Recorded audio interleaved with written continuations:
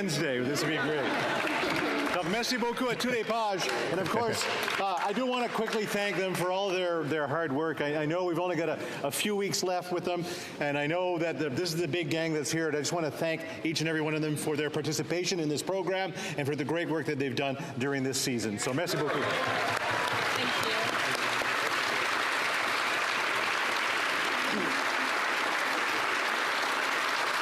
Qu'on ouvre les portes. Let's open the doors.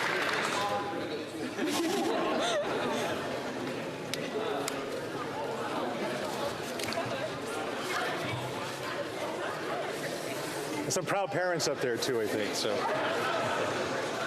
statements by members. Déclaration de député. The honourable member for Markham Unionville. Thank you, Mr. Speaker. It is with great honor that I highlight the excellence of the students, faculty, and staff of St. Augustine Catholic School. Their hard work and commitment to combat climate change has earned them a qualification as one of the 5 finalist schools in the Samsung Solve for Tomorrow contest. This team proposed a Canada-made contrail project model which focused on the flight path and jet fuel in order to inhibit the industry's impact on climate change. Their outstanding efforts devoted towards promoting sustainable airline practices bring pride to Markham. I congratulate these young minds for their innovation as they serve as an inspiration to all of Canada in the fight against climate change. It brings me great joy to recognize the exceptional achievement as they're stepping into the final stage of this competition. Congratulations, St. Augustine Catholic School. You bring Markham a bright and promising future. Thank you, Mr. Speaker. Good job. The honourable member for Niagara West. Thank you very much, Mr. Speaker. This week is National Roofing Week, so I'd like to thank the folks at the Canadian Roofing Contractors Association for their hard work and dedication to their craft. We always want to make sure that roofers and other tradespeople are acknowledged and celebrated for their contributions to our country.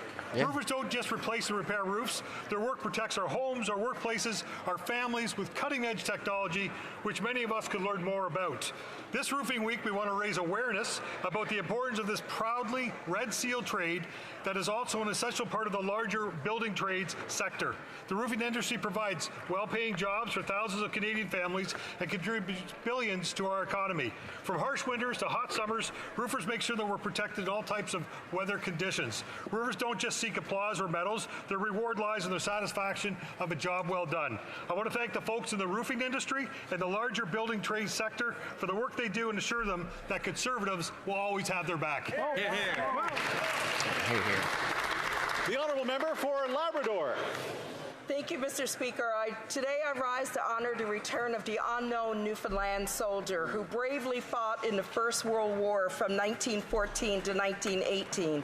This hero is finally home and will be laid to rest on July 1st at the base of the National War Memorial in St. John's, Newfoundland and Labrador.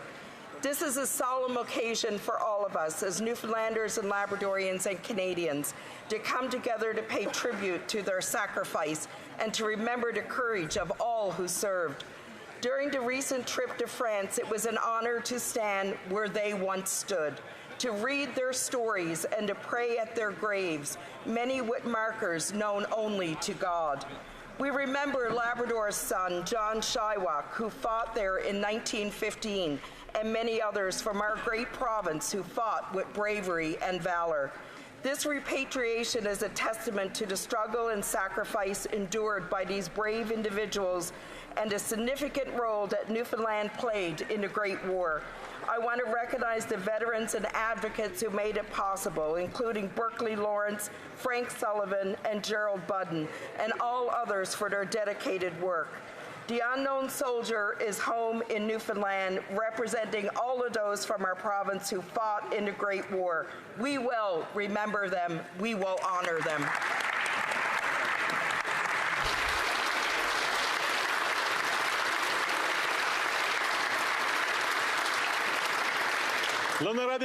The Honourable Member for Repentigny. It gives me great pleasure to highlight the honour received by my colleague, the member for Beauport, Côte-de-Beaupré, Île-d'Orléans, Charlevoix. The Great Lakes Fishery Commission presented her this year with a Water Warrior Award as a parliamentarian who, through her work and advocacy, has contributed to the health of the Great Lakes and St. Lawrence River. This title suits her to a T. After all, this artist MP was born in the St. Lawrence River on Île aux Coudres. Her grandfather was a captain on these very waters, and she titled her first album Sortir de l'eau, Out of the Water. The fact that a commission from the federal government of the United States and Canada decided to honor a member of the Bloc Québécois says a lot about her commitment and the quality of her advocacy at parliamentary committees. In any case, this will be great when Quebec is on that commission as a member country. Congratulations to our colleague, our water warrior.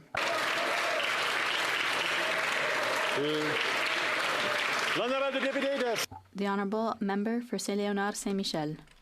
Italian Canadians' positive contributions to our country are apparent from coast to coast to coast, and more so in my riding of Saint-Léonard Saint-Michel. Que ce soit dans nos petites...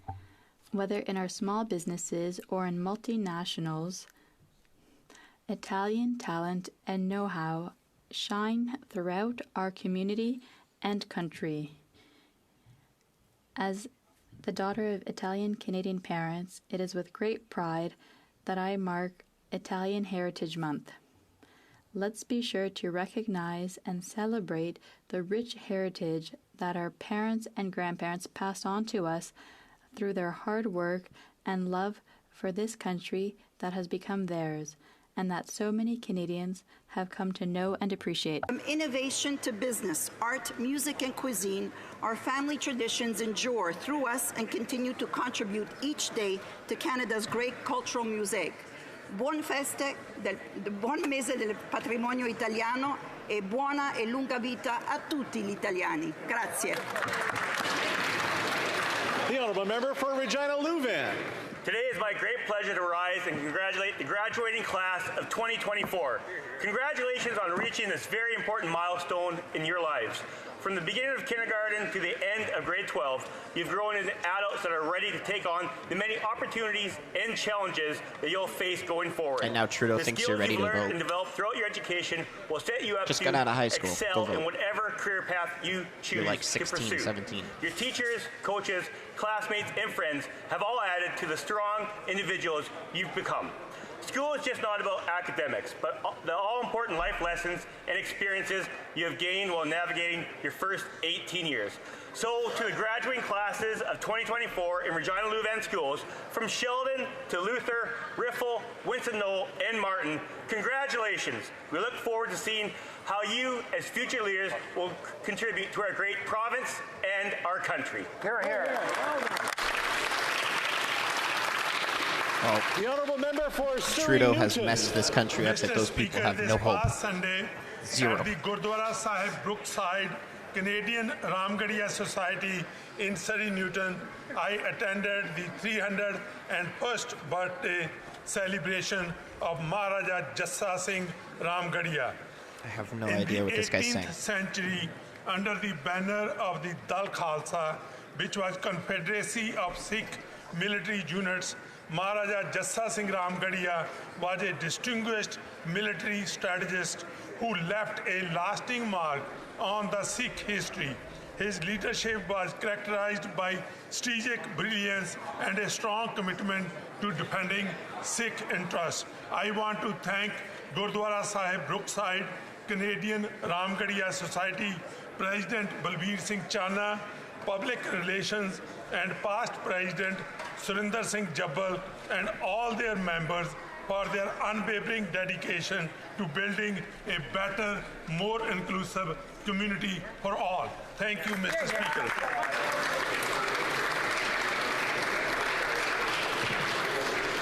The Honourable Member for Davenport. Mr. Speaker, it's been 71 years since a group of Portuguese immigrants arrived on a boat named Saturnia, docking at Pier 21 in Halifax. Today, Portuguese Canadians are almost 500,000 strong, representing one of the largest Portuguese diasporas in the world. Living in vibrant communities across Canada, they're builders, musicians, athletes, business leaders, chefs, teachers, and politicians, among many other professions.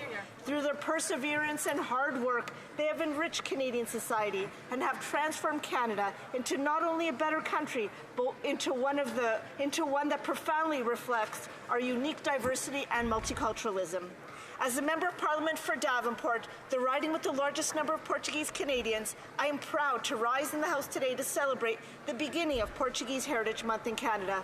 Whether it's by listening to fado, drinking vinho verde, or eating a bifana or pastiche de nata, I invite all Canadians to join me in celebrating Portuguese culture this month. Feliz Mês de Portugal. Thank you, Mr. Speaker. It's like National Italian Month, National Portuguese Month, Pride Month, Roofing Week. I don't know. I can't keep up with it all. Budget It's so watchdog much told the Finance Committee this government has a secret economic impact analysis that confirms his conclusion that Canadians pay more than they get back in phony carbon rebate checks. Yet the Prime Minister has put a gag order on the Parliamentary Budget Officer, muzzling him from speaking about this secret report and covering up the truth. Now we know the Prime Minister is intentionally hiding the truth about the carbon tax from Canadians. Instead of being open by default, as he promised in 2015, instead of being transparent with Canadians, he has intentionally hidden facts, stonewalled opposition, and gaslit Canadians about the truth of their policies, that the carbon tax makes everything more expensive for everyone and does nothing to help the environment. Will he take the muzzle off the independent parliamentary budget officer so Canadians know the truth once and for all? The Prime Minister is not worth the cost of this cover-up. It's time for a common-sense Conservative government that will axe the tax and be honest with Canadians. Hear, hear. The Honourable Member for Brampton Centre. Mr. Speaker, when the Conservative leader was Housing Minister, he only built 6 affordable units. Our government is focused on building affordable homes. Less than 2 years ago, I joined the Housing Minister and the local government officials to announce... Political. Uh-oh. Parliamentary budget officer. Sorry about that. Less than 2 years ago, I joined the Housing Minister and the local government officials to announce... I'm not sure what's going on here. There we go. Funding. 53 million, Sorry about that, guys. 3 projects, 110 affordable homes for Peel, 30 million to convert a hotel into homes for Brampton. 2 weeks ago, I participated in the grand opening of Birch Place, a housing project with 67 affordable rental units. Our government is getting shovels in the ground. The Conservative leader has no plan. He doesn't care about building homes for Canadians. We are focused on working with local governments to build more homes for Canadians. Thank you, Mr. Speaker. After you've made the average price of a home like $800,000. What is Mark Holland wearing? The Liberal Green Slush Fund is shocking. Was that on his Liberal feet? cronies overseeing the Slush Fund voted 186 times to send taxpayer money to companies they owned. That represents over 40% of the projects approved. Even worse, these Liberal swindlers gave themselves $76 million and hid their conflict from the meetings. The rot started from the top when in 2019 the Liberals knowingly appointed a person to head up the board who the Green Slush Fund was already doing business with. Wow. They were warned, but appointed their conflicted cronies anyway. Tonight, Liberals have a chance to come clean.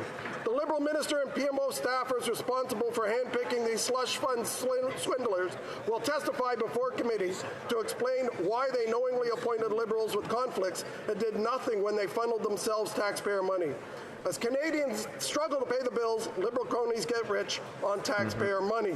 Only common sense Conservatives will stop the Liberal corruption and bring back common sense to Ottawa. The honourable member for Sturgeon River Parkland. Mr. Speaker, the Ethics Commissioner confirmed he would reopen his investigation into the business dealings of the Liberal Minister for Employment. The minister is the owner of a number company that holds a 50% share in Global Health Imports, where he served as a partner before his election in 2021. This company is involved in numerous criminal offences, including fraud. Global News reported text messages from the minister's former business partner, Stephen Anderson, that show a mysterious Randy directing business operations in September of 2022, a time when the Minister of Employment with the same name was prohibited from taking any role with the company.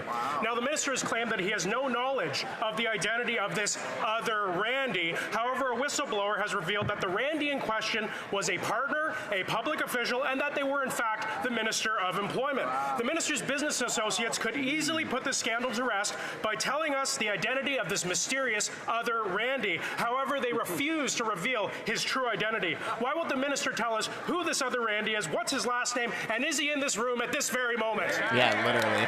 Randy's like, oh, that's not me. I'm not that Randy.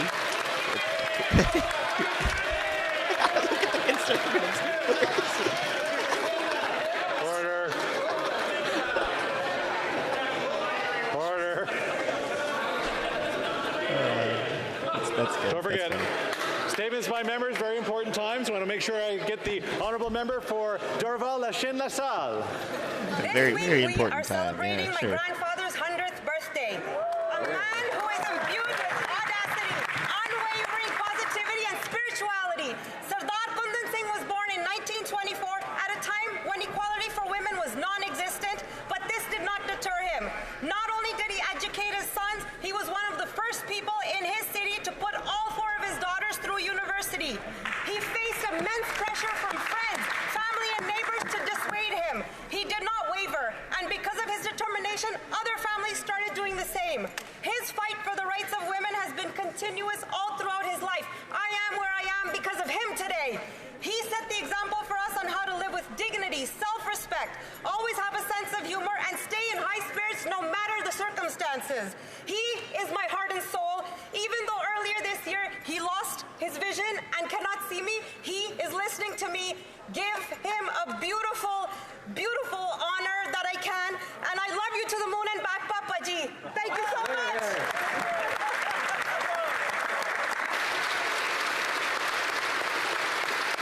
Okay, come on, let's get to question period.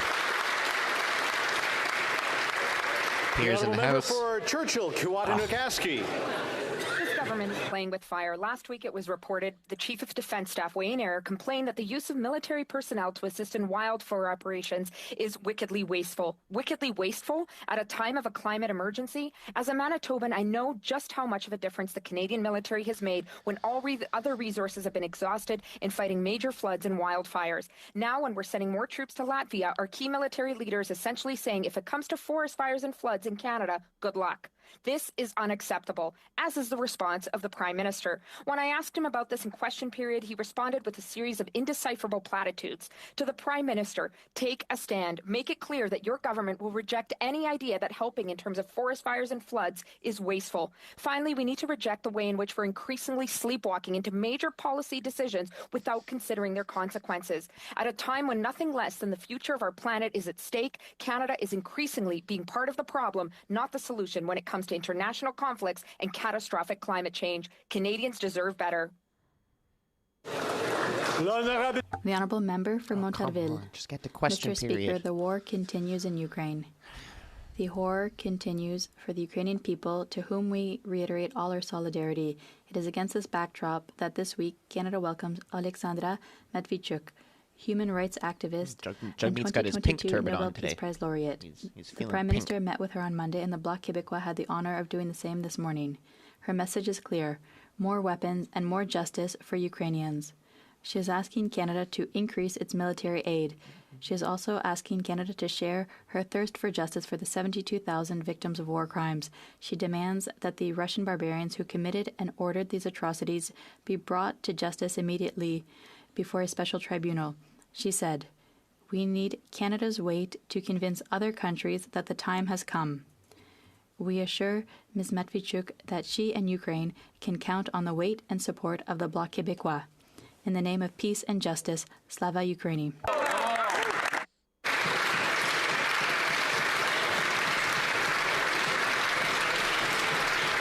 The honourable member for Thornhill.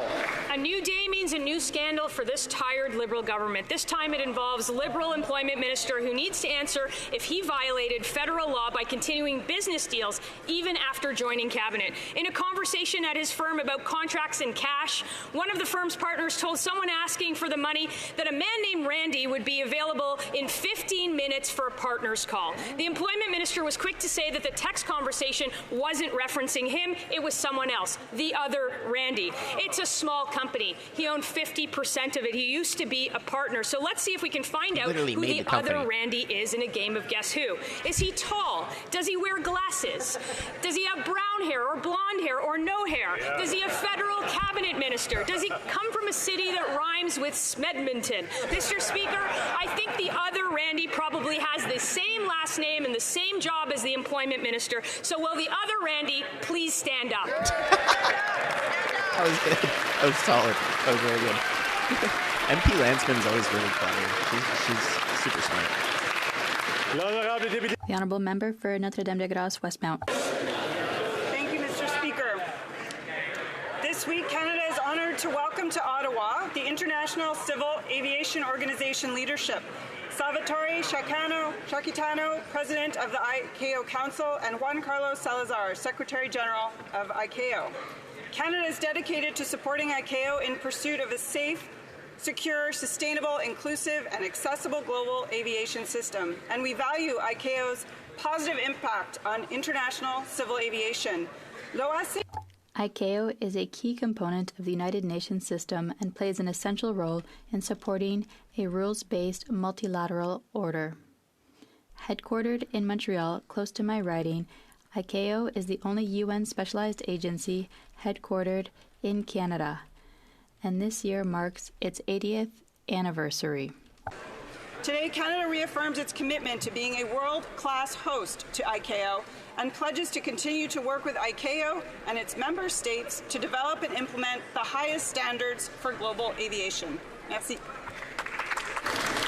Oral questions. Question orale. The honourable leader of the official opposition. Le Comité pour la Sécurité. Mr. Speaker, the National Security and Intelligence Committee of Parliamentarians has indicated that members of this House purposely helped hostile foreign actors.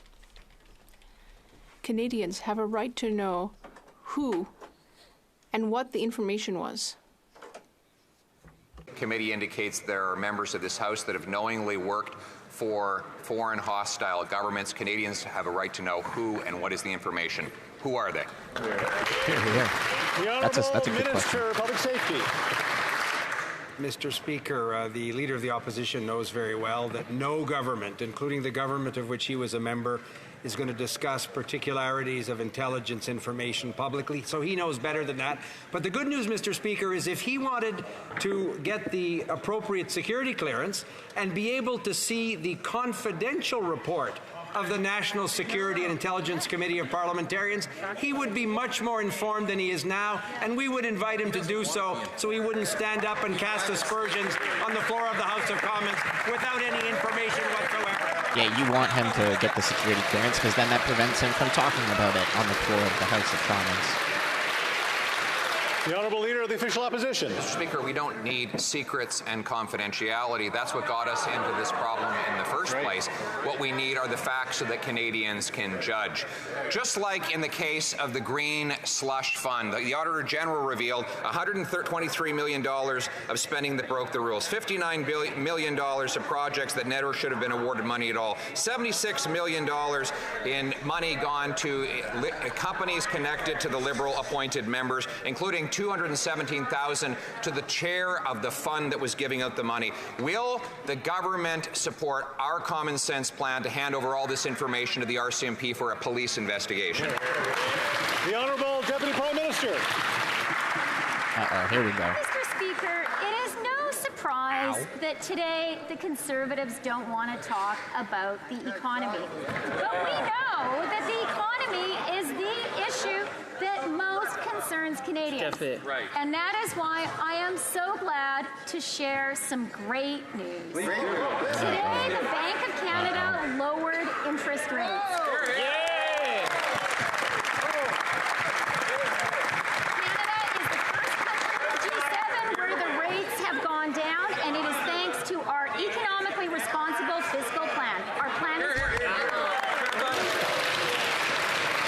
Rates shot all the way up and they've come a little bit down, and she's way happy. After 9 years of this Prime Minister, with the support of the Bloc Québécois, Montreal is in a state of chaos, crime, drugs, and disorder.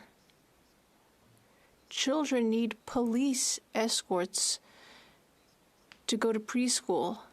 So will this government accept the Conservative demand to refuse the exemption to the criminal code in order to prevent supervised injection sites from opening next to preschools and schools? The Honourable Deputy Prime Minister. Mr. Speaker, once again, it's not surprising that the Conservative leader does not want to discuss the economy. But we know that the economy is the issue that Canadians care about the most. And that is why I'm so happy to share a piece of good news, which is that today the Bank of Canada lowered the benchmark interest rate.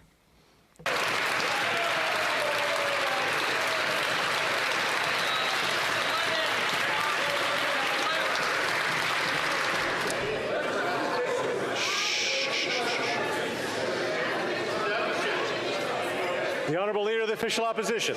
And interest rates remain 20 times higher they were when that member promised that they would go down. Remember when she said the big risk was deflation and low rates? Well, she was exactly wrong then, and she's even more wrong now. Mr. Speaker, 6 years ago, I said there was a carbon tax cover-up. The government wouldn't reveal the true cost of its carbon tax. Then they published information claiming everyone was better off. Now we find out that there is a secret report showing that with the economic costs considered, the vast majority of Canadians are paying more. Will the government end the gag order, stop the carbon tax cover-up, and release the report? The Honourable Deputy Prime Minister and Minister of Finance. You know, Mr. Speaker, it is just really sad and shameful that the Conservatives continue to talk down the Canadian economy and that they are unable to celebrate our great country. But the reality is, Mr. Speaker, this has been a great week for Canada. Yes. First, the Oilers made it to the Stanley Cup Finals. And then today, the Bank of Canada lowered interest rates. Canada's on a roll, Mr. Speaker. Our plan is working. The Honourable Leader of the Official Opposition. Speaker, the government has put the parliamentary budget officer under a gag order. In fact, I have a copy of the gag order right here, and it says this is a letter from the environment minister to the. It's not a prop. He's reading a piece of paper. It's not a prop. Information that is not a prop. unpublished. As such, I request you to ensure that this information is used for your office's internal purposes only and is not published or further distributed. They don't want Canadians to know the true cost of the carbon tax. Why won't they end the gag order, stop the carbon tax cover-up, and release this report today? Greg Fergus would have called that a prop.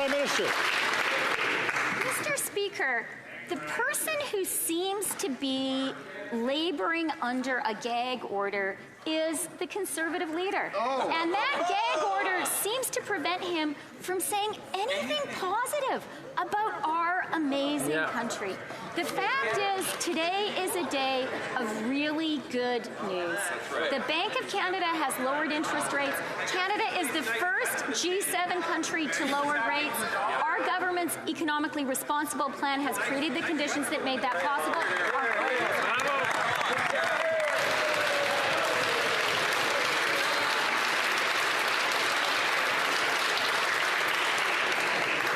L'Honorable Député de la Prairie. The Honourable Member for La Prairie. He's like L'Honorable Député de la Prairie. The Honourable Member. Mr. Speaker, foreign interference is spreading its tendrils right into this House. The National Security and Intelligence Committee of Parliamentarians has confirmed that MPs have been working under foreign influence right at the heart of our democracy. The committee has to keep things secret, but political parties don't, and they certainly need to take action. Please, spare us the list of what the government has already done against interference, because we know it hasn't worked. What will the government do now? The Honourable Minister of Public Safety. Mr. Speaker, I'd like to thank my colleague for La Prairie for his question and his involvement not only in the Commission, but I'd also like to thank his party and our other partners for the important work that's being done today. For example, to support Bill C-70 to strengthen our national security institutions and our collective capacity to recognize and fight foreign interference. So I'd like to thank him for that. The Honourable Member for La Prairie. Mr. Speaker, this is important. The parties need to rise above the fray, because among us there may be members who, knowingly or not, are working for other countries. That is extremely serious. I'm calling upon the Prime Minister and calling on all of the leaders of the opposition parties. If someone among us is under foreign influence rather than representing their fellow citizens, they don't belong here and should leave. What will the government do to make sure that happens? The Honourable Deputy Prime Minister. Mr. Speaker, I find it a little surprising that even the Bloc Québécois doesn't want to talk about the economy, because I know that for Quebecers as well, the economy is the main issue. And today we have a piece of good news, which is that the Bank of Canada has decided to lower the key interest rate. That's good for Quebec. It's good for all of Canada. The Honourable Member for Burnaby South. The allegation that there are MPs knowingly working for foreign governments to undermine our democracy is deeply serious. That's why I've requested a classified briefing to get more information. But the Prime Minister's known about this since March and has done nothing. And the Conservative leader doesn't even want to know what's going on, has refused this information. Why are these two leaders turning away, looking away from foreign interference when it serves them? The Honourable Minister of Public Safety. Mr. Speaker, I thank our colleague, the Leader of the NDP, for his important work and the work of his House Leader in setting up, for example, the commission led by Justice Hugg. I'm very pleased to hear, Mr. Speaker, that he's interested, having received obviously the appropriate security clearance, to get all of the confidential information that's behind the important work of the National Security and Intelligence Committee of Parliamentarians.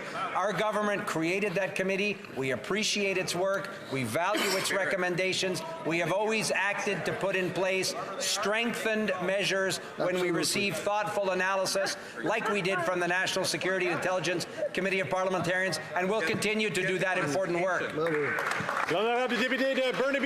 The Honourable Member for Burnaby South. Known since March and has done nothing. Les allégations que These allegations that MPs may have received assistance from a foreign government, that is very troubling, and the Prime Minister has known about this since March 22nd, but has done nothing.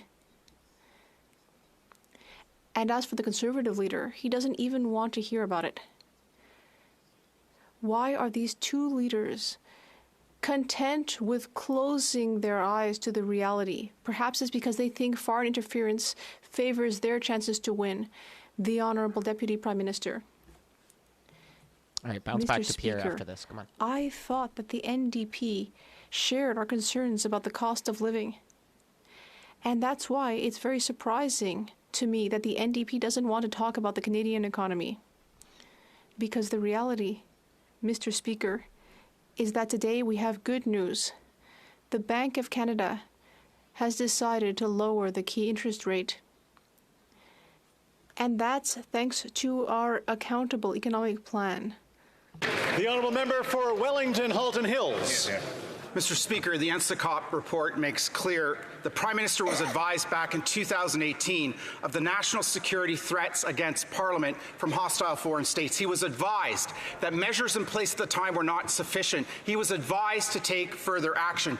3 times the senior civil service asked for his approval for action to protect Parliament in December 2019, in December 2020, and again in February 2022. 3 times the Prime Minister withheld that approval. Why? The Honourable Minister of Public Safety.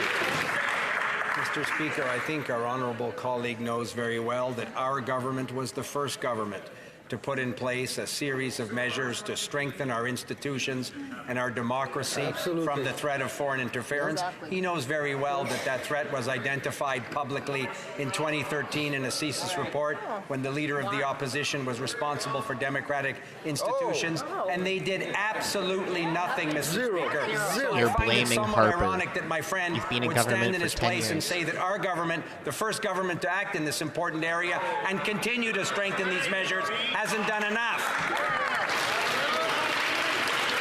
The honourable member for Wellington Halton Hills. Mr. Speaker, the report reveals that parliamentarians, including members of this House, knowingly and wittingly assisted a hostile foreign state in Parliament and in our elections to the detriment of the people of Canada. This is shocking. And Mr. Speaker, I can't believe the following needs to be said. Parliamentarians' duty is not to a foreign state, but to the people of Canada. Simple question. Will the Prime Minister release the names of these parliamentarians? Here, here.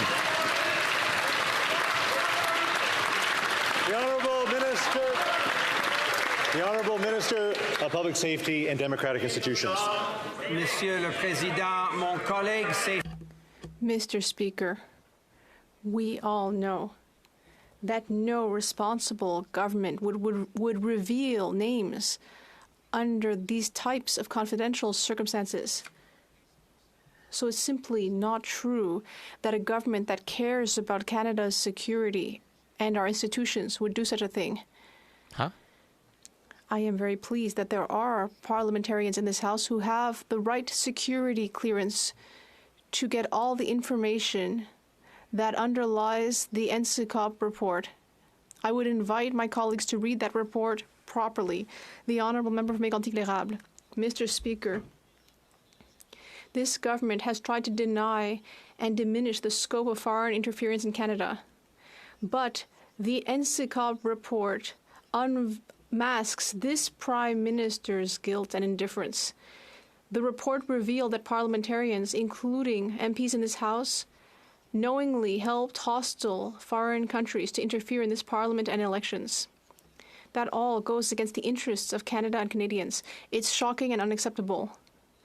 This Prime Minister has the power and the duty, especially, to do something about that. Will he reveal the names of these MPs and the information we need to know? The Honourable Minister of Public Safety. Once again, Mr. Speaker, it's concerning to see how irresponsible our colleagues across the way are. They are asking for something that is simply not done.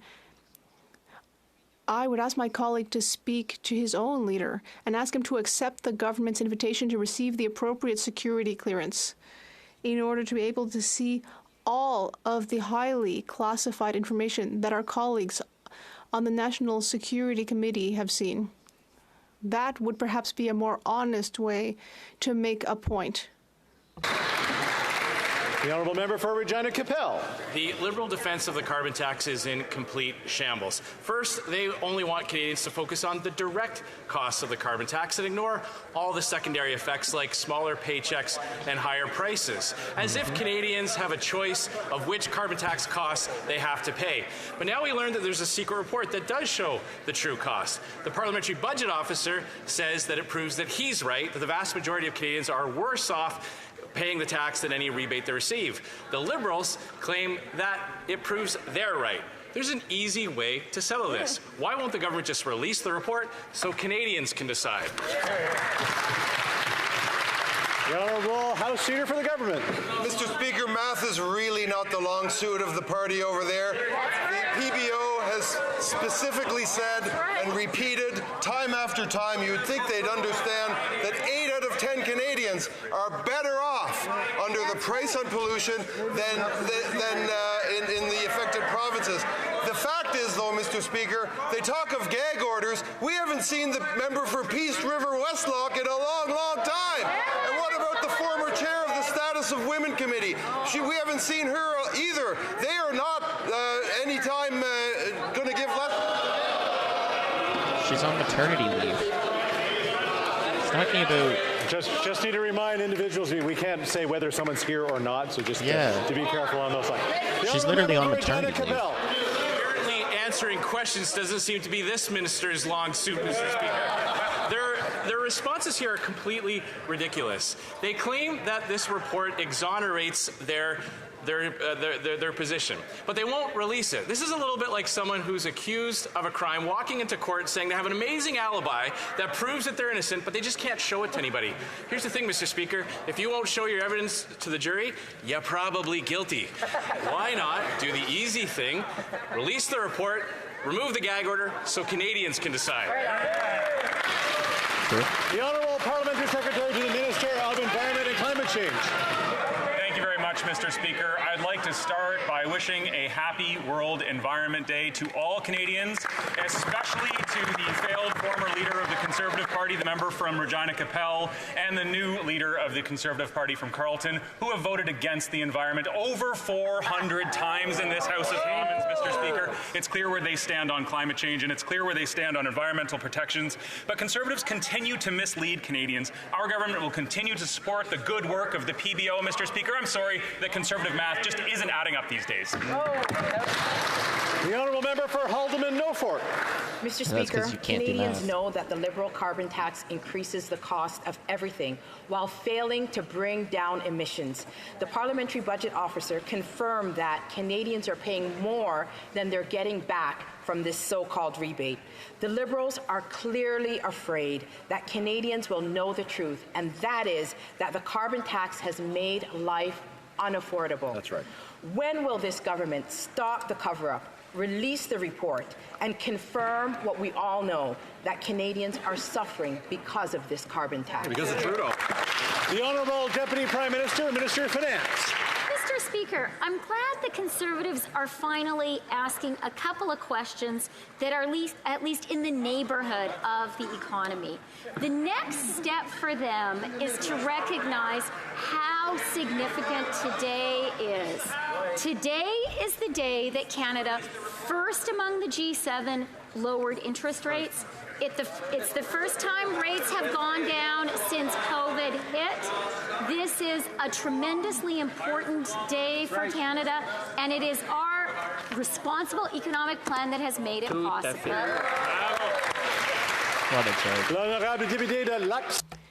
The Honourable Member for Lac-Saint-Jean. Well, Mr. Speaker, on Monday, the Prime Minister will finally meet François Legault about immigration. It's high time. For months, he hasn't been doing anything about Quebec's influx of new arrivals. Monday needs to be a turning point.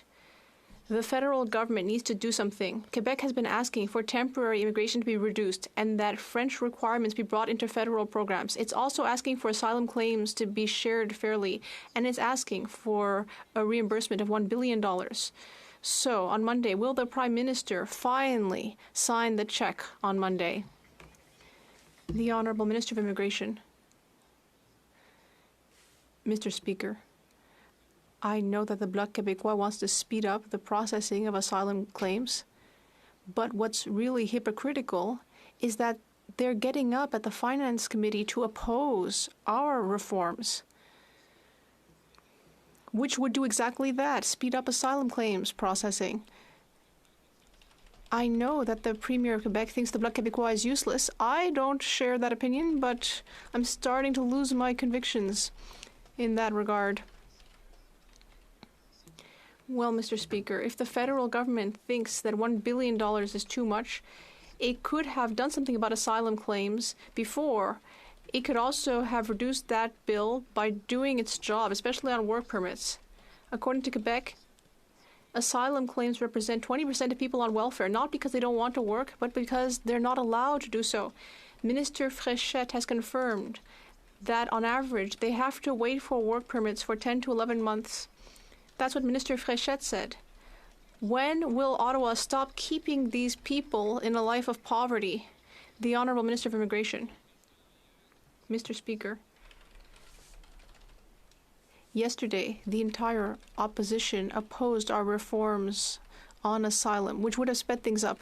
I find it ridiculous. They should admit what they're doing. We've talked about dark and light blue, and as for Monday's meeting, they'll have to wait until Monday. Mill Woods.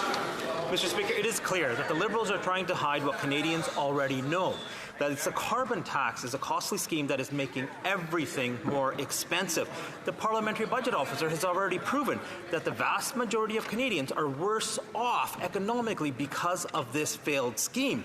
What we didn't know is that the government actually went out and did their own economic analysis of the carbon tax, but they're refusing to release it. Why the cover-up? Here, here. Why? The Honourable Government House Leader. Mr. Speaker, the member opposite should be careful what he asks for, but I will reiterate for the benefit of this House that 8 out of 10 Canadians are better off today than they were before because of the price on pollution. And as a bonus on this World Environment Day, Mr. Speaker, the environment and climate change, we make our contributions to achieving our targets, and we can do Canada's part, as I know all Canadians want to do, in combating climate change. Bravo. The Honourable Member for Edmonton Mill Woods. Mr. Speaker, all we're asking for is that report to be released so Canadians can see the results, because it's Canadians who are the ones that are paying for this expensive, failed Liberal scheme. So when the government goes through the trouble of putting together a report and doing the analysis, but keeps that report a secret and doesn't even allow the Parliamentary Budget Officer to talk about it, you have to wonder, how bad is it, Mr. Speaker? When will they end the cover-up and release that report? The Honourable Parliamentary Secretary to the Minister of Environment and Climate Change. Thank you very much, Mr. Speaker. And unfortunately for the Conservatives, that's just not what the PBO has said. The Parliamentary Budget Officer issued a report about a month and a half ago saying that he accidentally overestimated the economic impact of the carbon price on Canadians, Mr. Speaker. I would like to re-emphasize for Canadians that 8 out of 10 Canadians get more money back through the Canada Carbon Rebate than they pay in the price on pollution, Mr. Speaker. And as a reminder, the next payment of the Canada Carbon Rebate will go out on July 15th in the summer. Thank you very much, Mr. Speaker. The Honourable Member for Dauphin, Swan River, Neepawa. Mr. Speaker, the Liberals are hiding the truth from Canadians. The Environment Minister is refusing to release a secret government report that proves the carbon tax is costing Canadians more than they get back. In fact, the Liberals have placed a gag order on their own budget watchdog, blocking him from speaking about this damning report. Canadians already know the carbon tax is a complete scam. So when will this Liberal minister release his secret report and end his carbon tax cover-up? The Honourable Minister of Rural Economic Development. Thank you, Mr. Speaker. And, you know, I'd like to remind the member opposite that thankfully we all passed the Fez last week, and that means in his riding in Manitoba, a family of 4 is going to receive $1,440 with the rural top-up. In my riding in Newfoundland and Labrador, it's $1,430. In Alberta, it's $2,160. Because no matter how you do the math, Mr. Speaker, 8 out of 10 families are better off with the carbon rebate, especially families in rural. They've got that top-up. The Honourable Member for Beauce. Mr. Speaker, after 9 years of this Liberal government, life is so expensive, and Quebecers are paying the price. Once again this week, the Bloc Liberal coalition voted against suspending the federal gas tax, which would have given Canadians a break, and the Bloc Québécois wants to radically increase taxes. The Parliamentary Budget Officer confirmed this week at the Finance Committee that the government has a secret report which will prove that the carbon tax has fiscal repercussions. When will the minister publish this report which proves that the Conservatives and Canadians are right? The Honourable Minister. Thank you, Mr. Speaker. This is ridiculous. 8 out of 10 families get more back from the carbon rebate than they pay, where it applies. It's that simple. This carbon pricing revenue is redistributed among families. Wealthy families pay more than they receive, but middle class and lower income families receive more than they pay. It's just that simple. 8 out of 10 families receive more money in their pockets. Those are middle class and lower income families. In 2011, the Conservatives changed the food mail program that went from helping people in the North to subsidizing rich corporations in the South. Everyone knows it is not working, but the Liberals refuse to reform it. The Northwest Company and the CEO makes millions in profits and bonuses, but people in the North cannot afford to eat. When will the Liberals finally reform the Conservatives' broken Nutrition North program so it helps people to afford healthy food? The Honourable Minister, Northern Affairs. I thank the Honourable Member for her very important question. We know that the affordability of food, nutrition is so important in the North. We are committed 100% that 100% of the retail subsidy will go to Northerners. We are currently doing an internal review of Nutrition North. Once that's done, we will do an external audit. We are committed that 100% of the retail benefit will go to Northerners. Hear, hear. The Honourable Member for Nanaimo Ladysmith. Mr. Speaker, families in Nanaimo Ladysmith are struggling to keep up with rising food prices. Yet the Liberals have done nothing to lower the costs, and the Conservatives would rather protect CEO profits. The NDP is giving them a chance today to help Canadians. They can either support our motion to cap the cost of essential foods or keep protecting CEO profits while families go hungry. Which will they choose? The Honourable Minister of Innovation. Mr. Speaker, I agree with my colleague that food prices is difficult for many families across this country, but they got a bit of good news today, Mr. Speaker. 4.75 is the numbers that Canadians will remember. But if the member really wants to help, she should ask all the members, especially on the opposition, to support us in pushing Walmart and Costco to adopt the Grocery Code of Conduct, Mr. Speaker. On this side of the House, we have been pushing for more competition because we know that more competition will bring stabilizing prices, will bring more choice for consumers, and will make sure that, over time, Mr. Speaker, Canadians will win on that. We are committed at every step of the way to fight for Canadians, and I know that the Conservative will vote against that, Mr. Speaker, but we'll fight for Canadians. The Honourable Member for Kitchener South Hespeler. Mr. Speaker, as we mark the beginning of Pride season, it is a time to celebrate the 2SL LGBTQ+ community and reflect on their accomplishments. However, we know that the rise of hate directed toward this community has made many feel unsafe. Could the Minister of Women and Gender Equality and Youth update the House on our government's efforts to create a safer and more inclusive Canada? The Honourable Minister of Women and Gender Equality.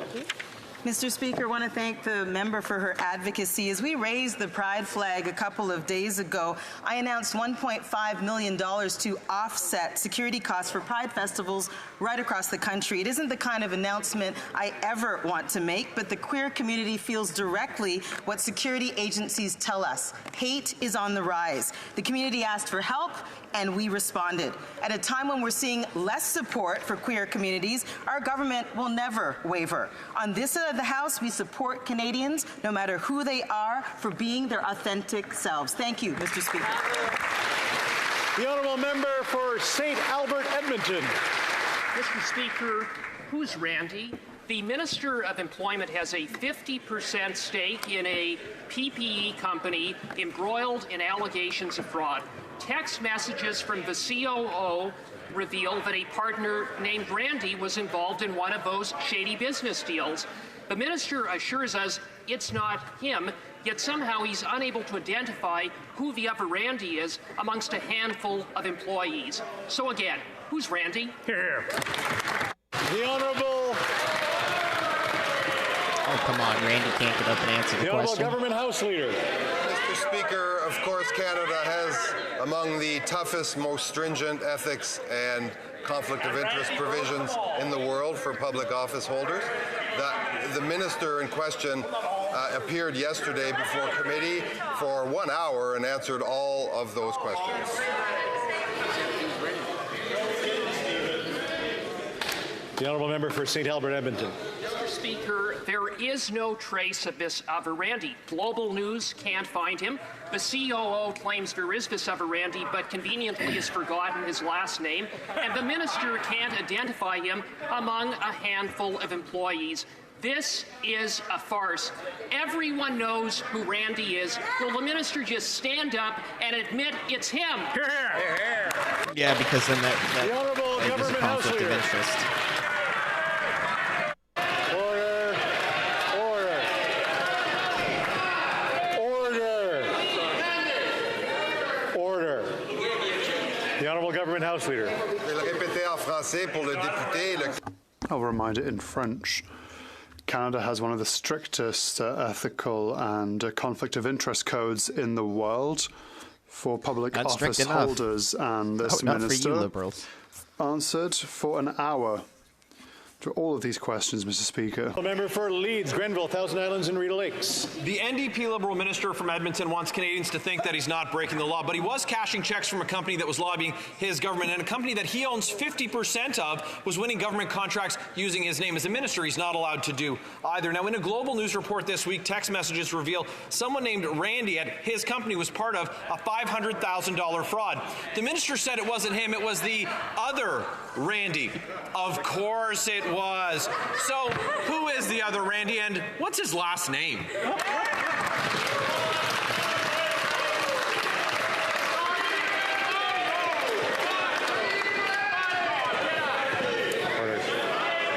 They won't let Randy talk. Be careful in using the proper names of individuals in the chamber. The honourable government house leader. Speaker, I, of course, just answered that question, so I would invite the member to move on.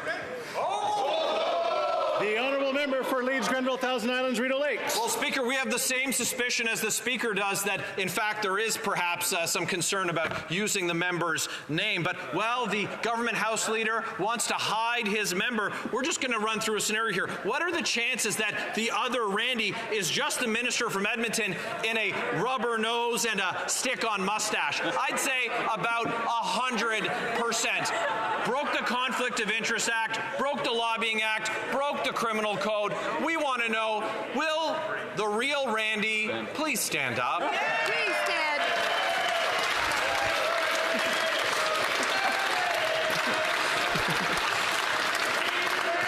Now, you know I'm stuck in the middle of this one. The honourable government house leader. Monsieur le Président, bien sûr que... Mr. Speaker, they're of course... They're shouting Randy. Randy. That's enough. The honourable government house leader. Indeed, Mr. Speaker, I thank you for that. That is beneath the dignity of this place, where we presume all members are honourable. The member in question spent an hour at committee yesterday I don't answering presume you're questions from honourable. that No, member and other members. And of course, I know that the member will continue to ask those questions. I will give the same answer. We have a very strict code of conflict of interest and ethics in this country, and all ministers are expected to comply with that.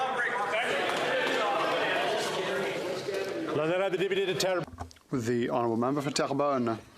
The Auditor General yesterday confirmed what we've suspected for months. She tabled 3 reports with the same damning conclusion. The Liberals have completely lost control of the government machine.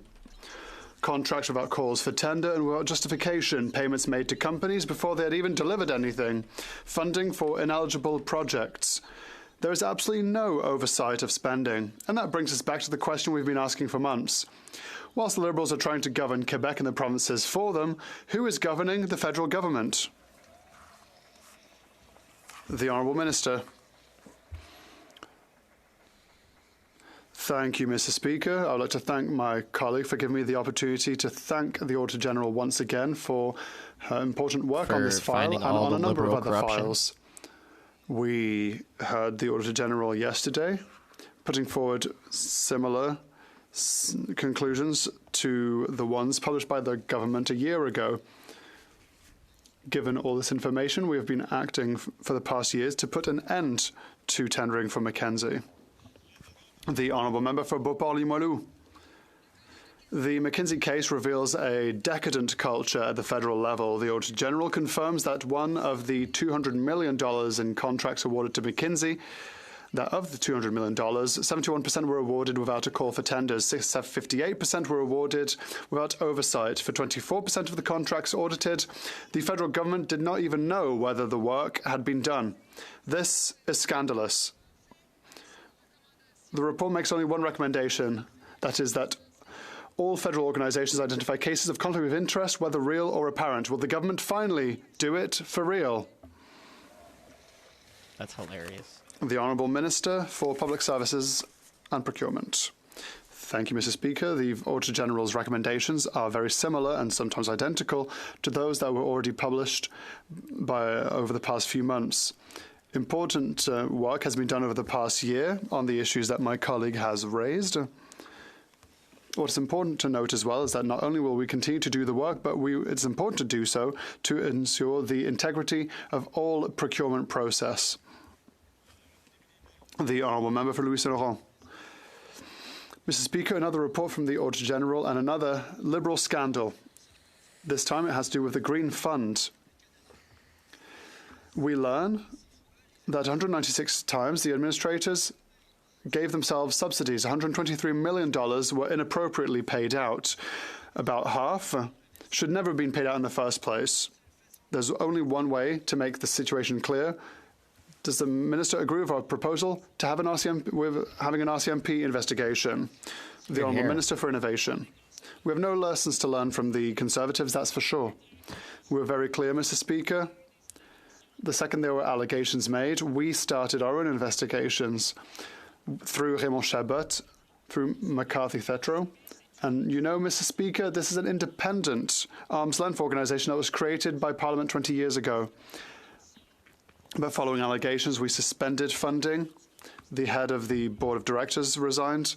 The head resigned. And now we have a new governance model, and the activities will be transferred.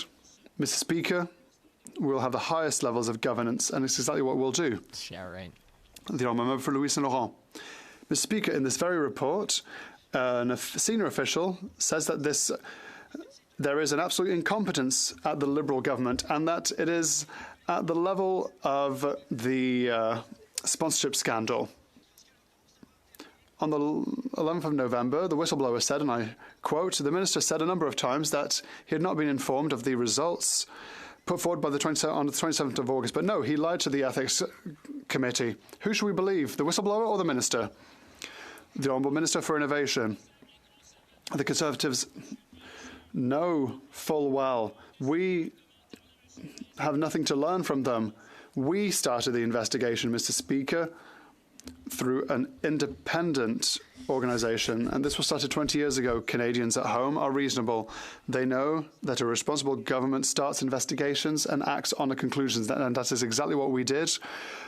And that what we're proposing to Canadians is a new governance model within the National Research Council to continue to work to help our SMEs and to continue to fight against climate change, and to continue to make our country progress. Member for Brantford Brant. Mr. Speaker, the AG's report proves again this Prime Minister is not worth the cost or corruption.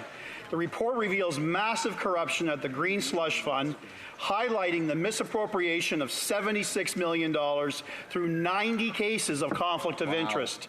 Their directors sat at a table, awarded millions of dollars to their friends and to their own business interests, all the while more and more Canadians are hungry and homeless. Right. The question is simple. What plan does the minister have to get that money back? The Honourable Minister of Innovation. Mr. Speaker, the Conservatives are so allergic to good news that they go to old news, Mr. Speaker. The big news today is 4.75. That's the number that all Canadians will remember. That is the number because we have good economic news. But, Mr. Speaker, I'm happy to answer the same question again.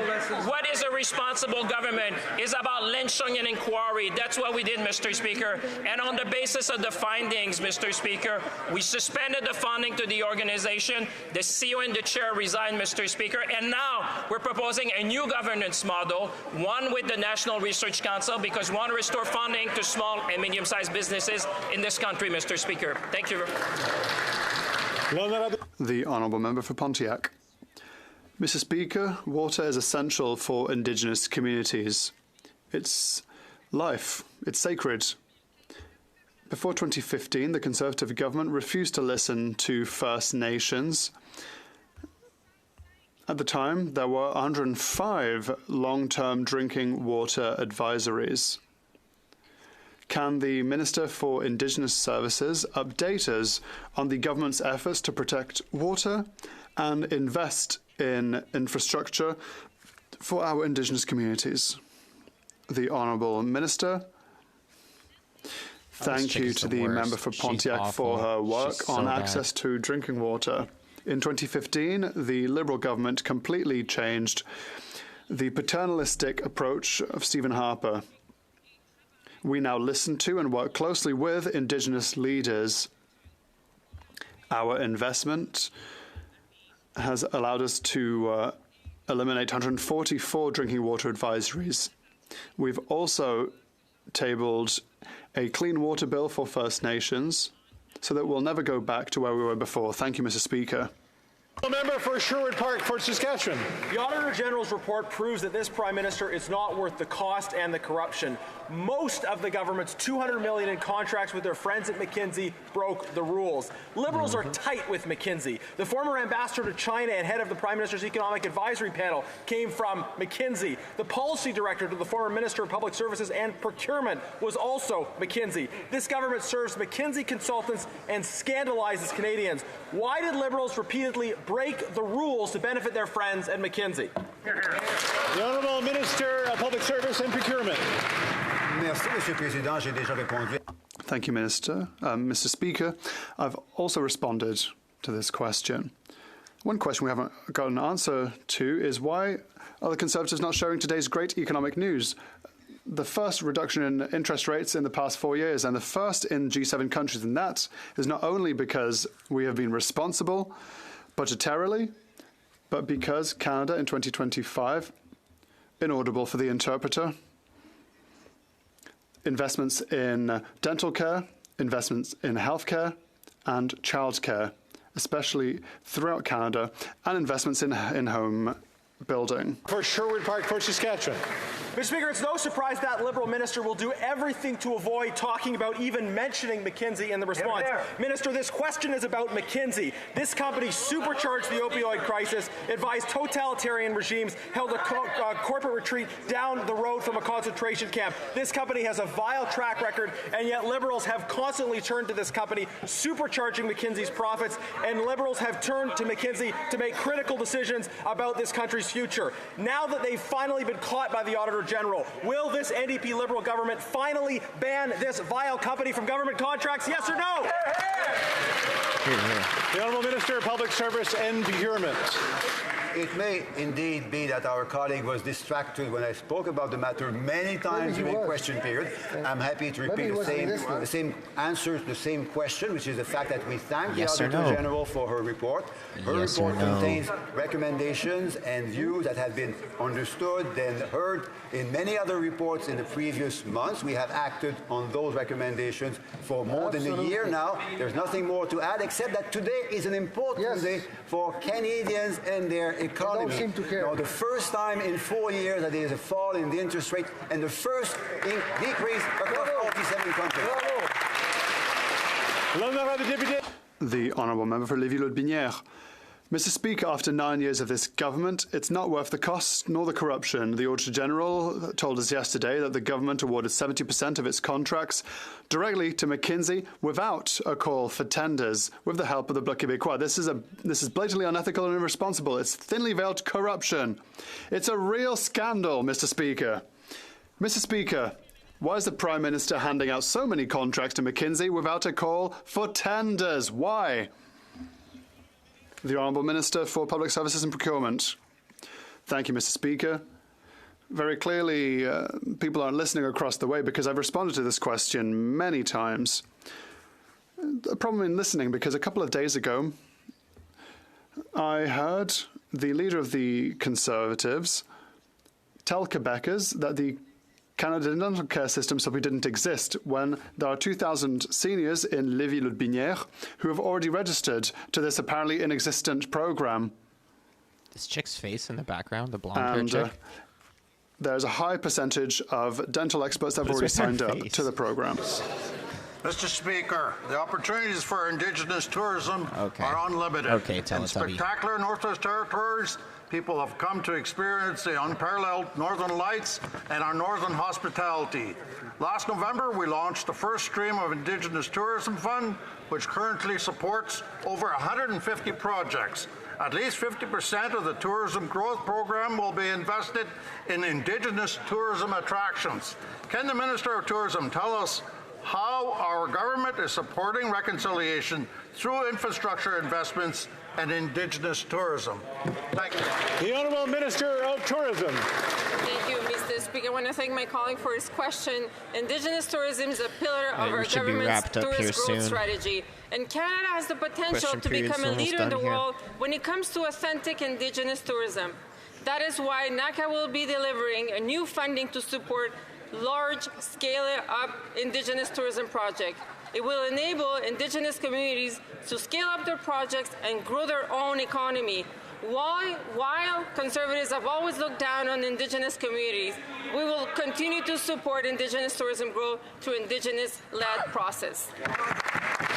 The Honourable Member for Skeena, Bulkley Valley. Mr. Speaker, air passengers who've been grossly mistreated by the big airlines are having to wait years to have their complaints heard.